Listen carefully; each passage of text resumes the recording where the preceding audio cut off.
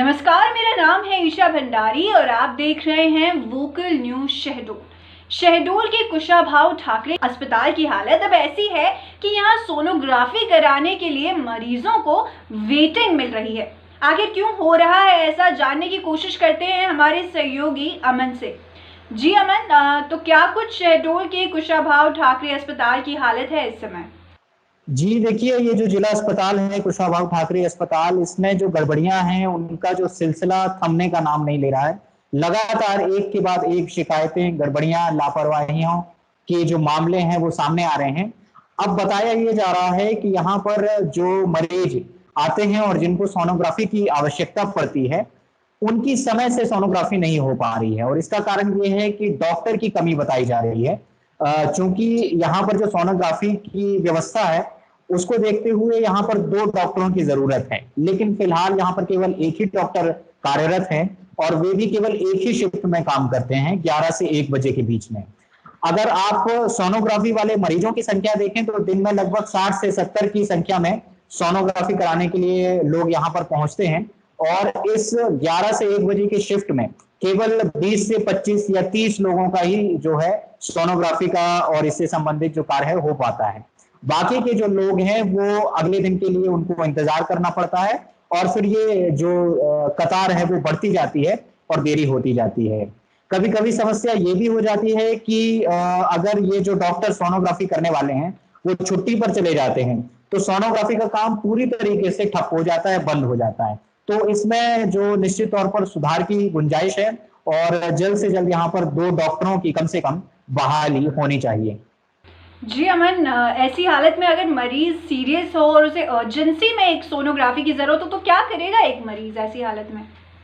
जी बिल्कुल बिल्कुल, बहुत ज्यादा गंभीर स्थिति है क्योंकि सोनोग्राफी की जांच रिपोर्ट के बाद ही डॉक्टर आके ये कार्यवाही करते हैं। जब तक उसकी रिपोर्ट नहीं आती है तो डॉक्टर भी किसी भी तरह का इलाज करने से परहेज करते हैं।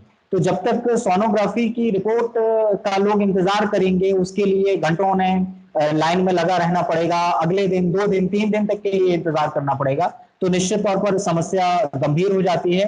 क्योंकि सोनोग्राफी के लिए केवल ऐसा नहीं है कि शहडोल के ही मरीज यहाँ पर आते हैं, बल्कि पूरे जिले के या कहें कि संभाग के भी कभी कभी बहुत दूर दराज के इलाकों से लोग यहाँ इलाज कराने के लिए आते हैं। और अगर यही स्थिति रही तो बहुत ज्यादा आगे, फिलहाल तो समस्याएं हैं ही लेकिन आगे और भी समस्याएं बढ़ सकती हैं। तो जल्द से जल्द इसमें सुधार की आवश्यकता है। डॉक्टरों की नियुक्ति बढ़ाई जानी चाहिए और जो शिफ्ट है सोनोग्राफी की उसको भी बढ़ाया जाना चाहिए। जी अमन, और एक हादसा भी सामने निकल करके आया था कि एक पंखा गिर गया था, तो क्या कुछ हुआ था, हमें बताएं। बिल्कुल, बहुत गड़बड़ियां लगातार इस तरह की मामले सामने आ रहे हैं जहां पर कहीं ना कहीं ऐसी घटना घट जाती है कि ये अस्पताल जो है फिर से सुर्खियों में आ जाता है। अब ये जो घटना है इसमें ये बताया जा रहा है कि जो प्रसूति वार्ड है, जहां पर गर्भवती महिलाएं इलाज के लिए आती हैं, वहां पर एक पंखा जो सीलिंग फैन था वो अचानक से गिर पड़ा। और गनीमत ये रही कि वो नीचे फर्श पे गिरा, किसी के बेड पर नहीं गिरा। अगर वो किसी महिला के ऊपर या किसी कर्मचारी के ऊपर गिर जाता तो निश्चित तौर पर बड़ा हादसा हो सकता था।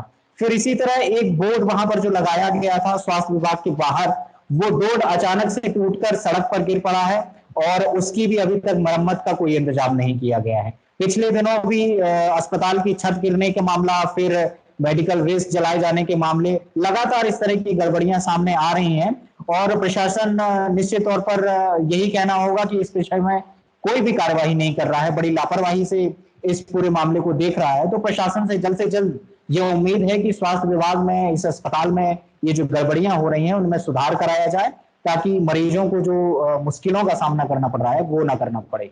जी बिल्कुल, धन्यवाद अमन हमें जानकारी प्रदान करने के लिए। और जैसा कि आपने कहा कि उम्मीद यही होगी कि जल्द से जल्द प्रशासन इस ओर ध्यान दे और अस्पताल में हो रही कमी और डॉक्टरों को जल्द से जल्द नियुक्त करे। धन्यवाद। आज की वीडियो में बस इतना ही। यदि आप हमें YouTube पर देख रहे हैं तो लाइक, शेयर और सब्सक्राइब जरूर करें और यदि Facebook पर देख रहे हैं तो लाइक और फॉलो जरूर करें। धन्यवाद।